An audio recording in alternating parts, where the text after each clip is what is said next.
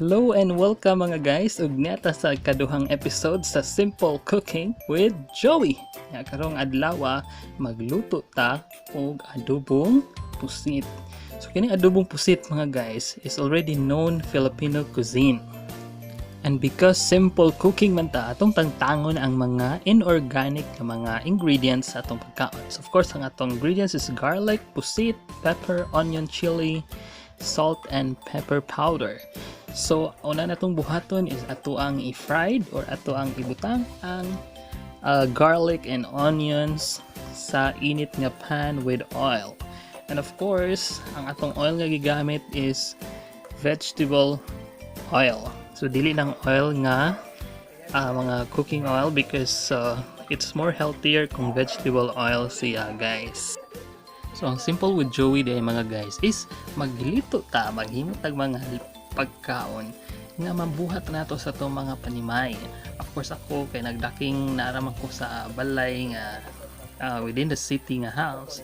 So of course mga simple nga pagkaon ra sa akong pwedeng maluto nga affordable ra ug dili ka kinahanglang mo gasto because of course kung mo gasto kag maayo expenses na sad na nimo.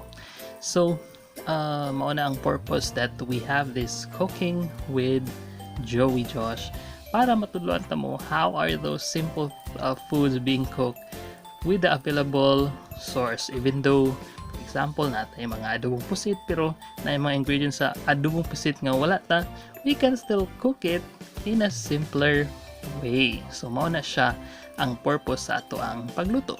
So now karon kay luto naman ang ato ang onions and garlic. Ato nang ibutang ang fresh nga pusit. Of course, before na to siya ibutang, ato yun siyang limpyuhan og maayo, no? Let's always do that and make it a habit na limpyo kaayo ang ato ang mga and of course, ang source sa ato ang gipalit nga mga pusit is always kanang kasaligan gid nga source ha. So, like for example, in our area naagid may market diri and naagi koy kaila nga tindera nga fresco gid kaayo ang iyang mga baligya og dili gid siya mabaligya anang mga dunoton na nga mga seafoods. So ingon ana guys, mao man ang importante sa lamian pod nga sudan ang fresco gid nga main ingredients. And now after putting the pusit, ato nang i-add dayon ang cayenne powder. So kining cayenne powder guys, paborito gid ako na siya ka ang iyang smell. And of course ang black pepper powder kay mao gyud ay makapanindot sa tong giluto. And of course ang atong i-add ang chili powder kay mas lamig itong may medyo spice. And of course ako sang gibutangan o gamay nga oregano powder. And these powders that I'm adding, these are inorganic because there's a known brand nga nagbaligya sa market mga inorganic nga mga powdered ingredients or spices para in that way wala gyud harmful na mga pagkaon ang ato ang mabutang sa atong adlaw-adlaw nga giluto.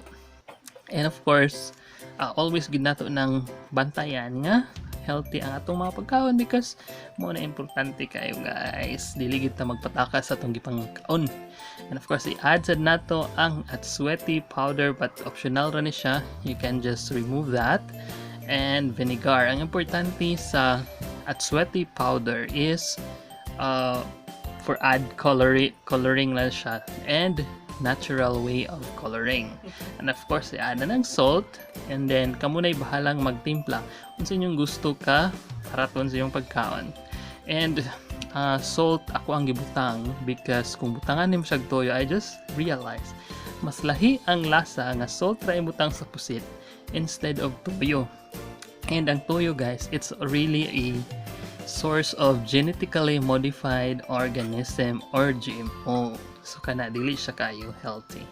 And i-add nato ang atong sliced bell pepper o chili that will add more flavor inya. Mawala sad ang langsa gyud kung butangan nimo siya og chili guys. So dili kayo ma-feel nimo ang langsa sa seafoods because that's a natural sa seafoods. Yan agyo sa langsa kay gikan man siya sa dagat. And after you put all the ingredients, so lang, simple ra kaayo, di ba? Gipamutang na nimo mga ingredients, paabot lang ka nga maluto siya niya. From time to time mo lang siyang i-mix para ma-evenly cook na siya. Ang sekreto gyud sa sakto nga pagluto, guys, is to in how you mix it and how you evenly cook the food.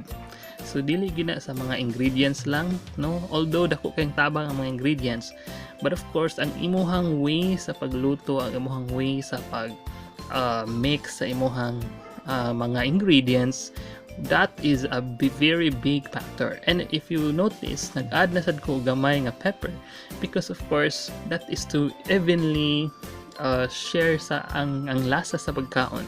Kay mao man ay purpose sa pepper, guys. Kung medyo kulang og pepper, okay, well then we'll add, because I don't believe in kanang specific yun nga measurement, because maglahi-lahi magud ang panglasa sa tao. So it's up to your preference. Unsay gusto nimo, gusto pagparat kayo, gusto ka ba dili kay parat. So ingon ana ra gyud ang sekreto sa pagluto, and that doesn't make sense kung natay measurement. So mao na ni, guys, luto na ang atong pagkaon in just 15 minutes of cooking. Na natay adobong pusit, and look at the color of the chili and the bell pepper. So mao na akong gitudlo niyo last time, na dili gid nato i-cover ang food. So hopefully namo nakatunan, and hopefully you will like and subscribe our channel. Salamat sa inyong pagtan-aw, amping mong tanan, og God bless us all.